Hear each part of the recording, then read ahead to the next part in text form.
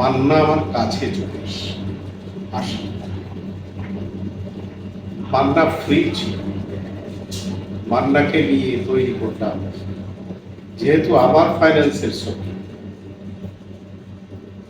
সেহেতু আমার কারোর কাছে জবাবদিহি করতে হয়, তৈরি করলাম যন্ত্রণা। এটা বোধ হয় 89-এর। এর আগে 88-এ তৈরি করলাম দায়ীকে, সেটি একটি সুপারহিট ছবি ছিল। দায়ীকে ছিল ইলিয়াস কাঞ্চন এবং এটিএম শামসুজ্জামান।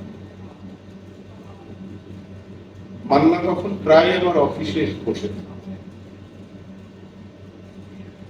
বলতো, উস্তাদ সেই যে পাগড়ি বানাইলে না কথা বলবে নিয়ে না।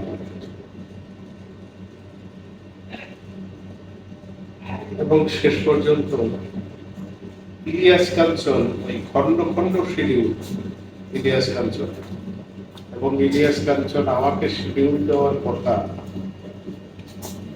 সে আমার ছবিটা না করে চলে গেল ব্যাংকক, শিবলি সাদিকে। তার উৎসাহ বেড়ে গেল, আমার উৎসাহ কমে গেল যে বন্ধু বান্ধব সবার ব্যবসা, ছবির ব্যবসা করে অনেক, আমার ছবির ব্যবসা করে না।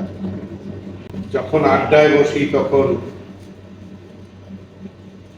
বগুড়া একটা বড় স্টেশন ছিল, সেই স্টেশনে কোন ছবি কততে গেল শুনে নিজেকে অনেক ছোট মনে, কিন্তু তারপরও বড় শিল্পীদের কাছে, তৎকালীন যে বড় শিল্পী ছিল তাদের কাছে তাদের শিডিউল নিয়ে কাজ করা, এটা আমার আছে সইত না। আমি শিডিউল নিয়ে কাজ করার পক্ষপাতী ছিলাম। আমার কথা হলো যে আমি